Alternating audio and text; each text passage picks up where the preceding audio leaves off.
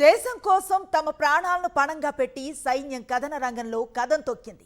అదే సమయంలో దేశం కోడు తింటూ ఆ దేశానికి ద్రోహం తలపెట్టి శత్రు దేశానికి గూఢాచర్యం వహించిన దుర్మార్గులు అడ్డంగా దొరికిపోయారు.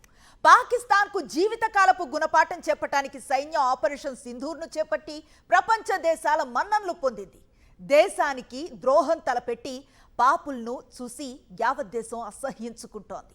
వారికి వీలైనంత కఠిన శిక్షను విధించాలన్న డిమాండ్ ఊపందుకుంటోంది. పహల్గాంలో రాక్షస పాకిస్తాన్ పంపిన ముష్కర మూకలు నరమేధం సృష్టించిన సంగతి తెలిసిందే. యావత్ దేశం ఈ హింసాయుత ఘటనతో కుతకుతలాడిపోయింది. భారత సైన్యం కసితో రగిలిపోయింది. ఆ వెంటనే ఆపరేషన్ సింధూర్తో ఇండియన్ ఆర్మీ పాకిస్తాన్లోని 9 ఉగ్ర స్థావరాలను ధ్వంసం చేసింది. ఆ తర్వాత పాక్ దాడుల యత్నాలను తిప్పికొట్టి పాక్ ఎయిర్ బేస్లను నాశనం చేసింది.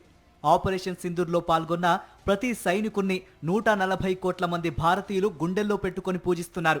దుర్మార్గం ఏంటంటే పహల్గాం దాడికి ముందు, దాని తర్వాత కూడా కొద్ది మంది భారతీయులు ఇక్కడి అన్నం తింటూ, ఇక్కడి అవకాశాలు అందిపుచ్చుకుంటూ మాతృదేశానికి ద్రోహం తలపెట్టడానికి తెగబడ్డారు. మన శత్రు దేశం పాకిస్తాన్తో చేతులు కలిపారు.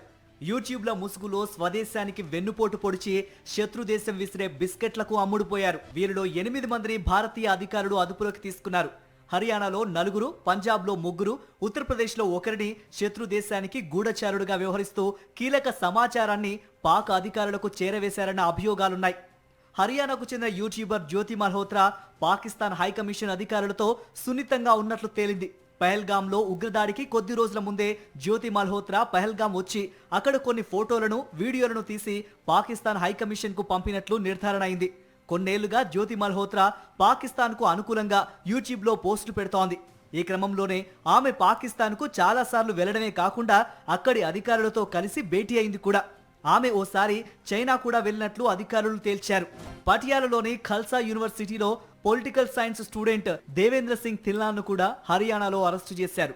ఇతను భారత నిఘా విభాగానికి సంబంధించిన అధికారుల సమాచారంతో పాటు పాటియాలా మిలిటరీ కంటోన్మెంట్ ఫోటోను పాక్ అధికారులకు అప్లోడ్ చేశాడు. తాజాగా ఫేస్బుక్ ఖాతాలో పిస్టల్ మరియు గన్స్ ఉన్న ఫోటోను పోస్ట్ చేశాడు దేవేందర్. కేవలం 25 ఏళ్ల వయసున్న దేవేందర్ లాంటి వాళ్ళను డబ్బుల ఆశ చూపి పాక్ ట్రాప్ చేసినట్లు తెలుస్తోంది. మరో కుర్రాడు నౌమన్ ఇలాహి. హర్యానాలో సెక్యూరిటీ గార్డ్ గా పనిచేస్తున్న నౌమన్ పాకిస్తాన్ గూఢాచార సంస్థ ఐఎస్ఐకు మన దేశానికి సంబంధించిన కీలక సమాచారాన్ని చేరవేస్తున్నట్లు గుర్తించారు. ఇందుకుగాను ఇస్లామాబాద్ నుండి నౌమన్ అలీకి అతని బావమరిది ఖాతాలో డబ్బులు జమ చేస్తున్నట్లు కూడా గుర్తించారు. ఇతని వయసు 24 ఏళ్లే. హర్యానాలోని నూహ్లో 3 రోజుల క్రితం పోలీసులు అర్మాన్ అనే 23 ఏళ్ల కుర్రాన్ని అరెస్ట్ చేశారు. ఆపరేషన్ సింధూర్ దరిమిలా భారత్ పాక్ల మధ్య ఉద్రిక్త వాతావరణం నెలకొన్న తరుణంలో అర్మాన్ పాక్ అధికారులకు కీలక సమాచారాన్ని పంపించాడని అధికారులు అంటున్నారు. ఇతను ఏమేమి సమాచారం పంపాడో పూర్తిగా తేల్చేందుకు అతన్ని విచారిస్తున్నారు. ఉత్తరప్రదేశ్లో రాంపూర్కు చెందిన వ్యాపారి షెహజాద్ ను మొరాదాబాద్ లో అదుపులోకి తీసుకున్నారు. అనేక సార్లు పాకిస్తాన్ వెళ్లి వచ్చిన షెహజాద్ నేషనల్ సెక్యూరిటీకి సంబంధించిన కీలక సమాచారాన్ని పాక్ అధికారులకు చేరవేసినట్లు తేల్చారు.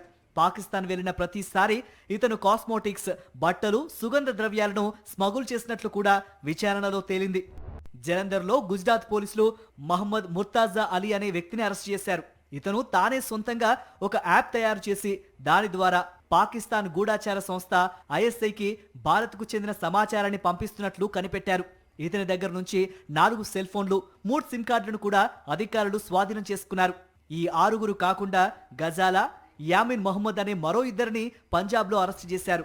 ఈ 2 కూడా పాక్ అధికారులకు మన దేశానికి సంబంధించిన కీలక సమాచారాన్ని అందిస్తున్నట్లు తేలింది.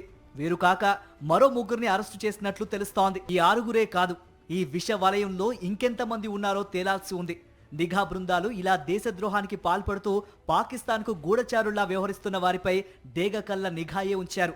మున్ముందు మరిన్ని అరెస్టులు జరిగే అవకాశాలు ఉన్నాయంటున్నారు నిపుణులు.